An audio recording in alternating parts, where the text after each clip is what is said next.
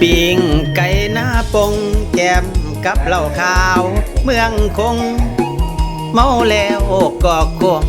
สาวฝนลำวงสารวัตรเป็นกันเองสาวว่าอย่าเก่งใจกันบอนจังหวะสารวันต้องได้โยขึ้นโยลงออกโกยปิงไก่หน้าปงพี่น้องได้ที่เลยไรนี่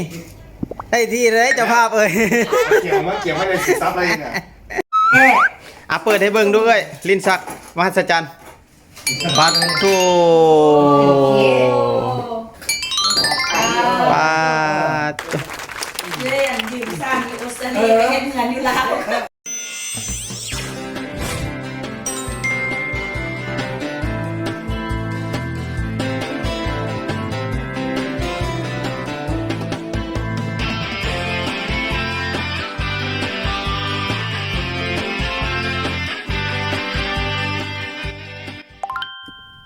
กราบสุขสบายดีงามมินหักเฟรละการคนธรรมดาพาเลาะแบบคนธรรมดาเลาะลินกินเที่ยวบ่ได้เลาะคนเดียวเลาะกับครอบครัวมิวสิกคือเก่าพี่น้องมื้อนี้พบกับหมอหน่อยเพชรดงเห็นคือเก่าคือเดิมพี่น้องมื้อนี้สิพามาเลาะเยี่ยมยามเฮือนเอ้ยสำลีนะสำลีขาวเด้อพี่น้องแม่นสำลีดำได้คนก็งามใจก็ดีพี่น้องครั้งแรกที่มาเยี่ยมยามเฮือนเพิ่นเห็นเฮือนเพิ่นงามพี่น้องสร้างใหม่แล้วเกือบ90%เห็นงามก็เลยอยากขอรีวิวเฮือนเพิ่นอนุญาตเพิ่นว่าโอเคดีใจน้องเฮือนงาม อยู่แถวบ้านออสโตรพี่น้องออสโตรบ้านเลขที่17พี่น้องโซนนี้จะเป็นบ้านสร้างใหม่บ้านจัดสรรสร้างใหม่โอ้งามเป็นเฮือนแบบเดี๋ยวสิถ่ายอ้อมหอบให้เบิ่งจังหน่อยพี่น้องตอนนี้สิพาเขาไปเลาะทางในทักทายเจ้าของเฮือนแล้วก็สิถ่ายรีวิวเฮือนให้พี่น้องได้เบิ่งนํกันว่าเฮือนทรงอยู่ออสเตรเลียนี่เฮือนคนลาวอยู่ออสเตรเลียมันเป็นแนวใดเนาะมันสิแตกต่างกับเฮือนคนลาวเฮาอยู่ลาวบ่เนาะแต่มันก็มีเสน่ห์ไผมันเนาะเบิ่งแล้วก็อาจสิผู้ใดมีเงินมีคำอาจสิเกิดไอเดียเฮ็ดแบบเฮือนทรงเพิ่นนี่ถือว่างามพี่น้องเป็นเฮือนวิลล่าชั้นเดียวแต่ว่ากว้างทั้งในกว้างเดี๋ยวจะให้เบิ่งกันเลยครับอ้อมหอบในบ้านนี่แล้วก็เข้าไปเบิ่งในเฮือนเลยไปเลาะกันเลยว่าอะไรใหญ่หังตามมารยาทพี่น้องกิ่งกองสบายดีสบายดีปีใหม่โดยโชคดีปีใหม่โชคดีปีใหม่โอ้ยขออนุญาตรีวิวเฮือนเด้อเห็นเฮือนงามโอ้ยขอบใจแล้วโอเคโอ้ยขอบใจจะแม่นไอ้จะแม่นใจดีไอ้ซื้อหยังก็แนะนำซื้อเด้อ บงประจันคณะลาไอ้ดองเนาะอายุเท่าไหร่ละไอ้เดี๋ยวนี้43ปีแล้วยังรอพี่น้องยังรอคนก็รอเฮือนก็งามรอทอผู้ไทยไปกันได้เขาได้ทางไหนเมสซี่นิดนึงเด้อพอมื้อนี้เฮามีหลายงานโอเคบ่เป็นหยังเงินเพิ่นซัมนี่เมสซี่เงินเจ้าสิซ้ำได้โอ้บ่ต้องพรรณนาเฮือนเฮาบ่ต้องวาดภาพสบายดีปีใหม่สบายดีจันจรแม่ทั้งหลายท่านขันซ้ายมางานในวันนี้รับให้จบก่อนเด้อันนี้คือเพื่อนครัวพี่น้องสบายดีเอ้ยสบายดีสบายดีเอ้ยโถมสบายดีจ้าสบายดีสาวเหมยสบายดีอ้ามันโอ้มันสวัสดิ์ฟันว่าจะเขาเปิดไฟให้เท่าหมอน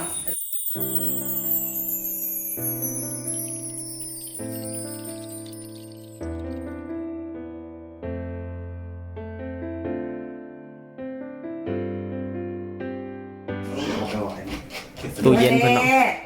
เปิดให้เบิ่งด้วยลินศักดิ์มหัศจรรย์ปัดโต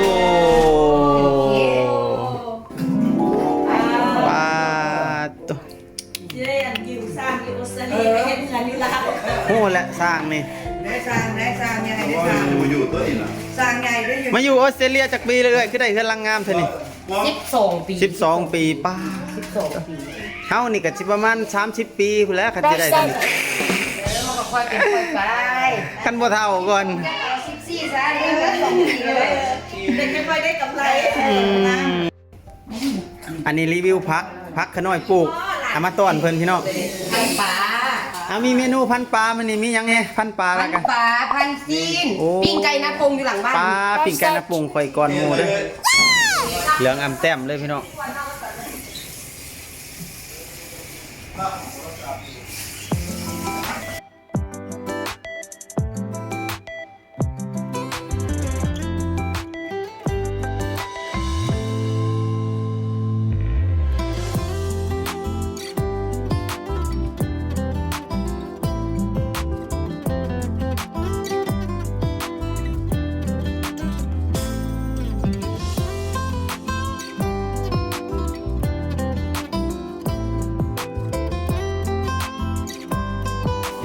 เซฮาย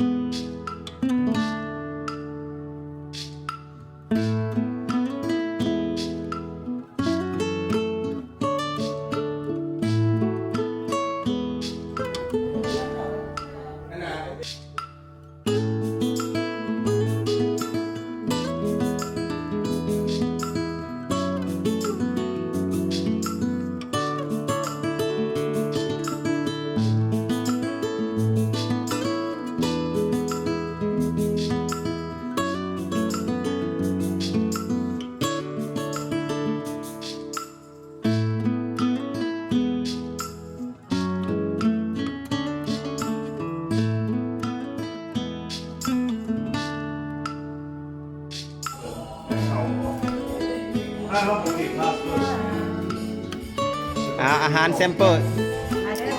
นี่หยังนี่ปั้นท้องก่อนนี่ เบิ่งใหม่เบิ่งเมื่อเรา ปั้นซีนโอ้เพิ่นดาดซีนคักคักคักคัก กินเบียร์ เอาฮอดโมงสามัคคีกินข้าวบัดนี้ เทาแล้วจะเขาแก่บ่คือเขาเทา โอ้มาคำเย็นเนาะ พันซีนปิ้งปลาเดี๋ยวปิ้งปลามานำหลัง นี่ เงินสะสมบ่เอ้ย โอ้โหตื่น ปิ้งปลามานำหลัง ปิ้งไก่นาปงสุดยอดเอาจวดพี่น้อง พี่ไก่น้ำปรุงข่อย ถ่ายแล้วถ่ายแล้วสุดยอด แซ่บเกินอธิบาย โอเคปิ้งไก่นาปงมาแล้วพี่น้อง ปิ้งไก่นาปงเด้อนี่ เอ้ยปิ้งไก่นาปงปิ้งไก่นาปง มาได้พี่น้องเอ้ยปิ้งไก่นะ หอมทวนๆเลยพี่น้อง มันยังไม่ได้ยำนะเพราะละลายในลีเลย ปลา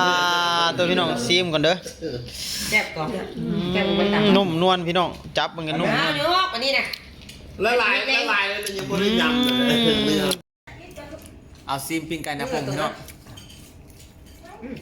สุดยอด แซ่บกว่ามื้อนั้นน้องมื้อนั้นเจ้าเห็นอันเจ้าเห็นเป็นอุ้มนะเป็นตูนุ่มมื้อนั้นเป็น โอ้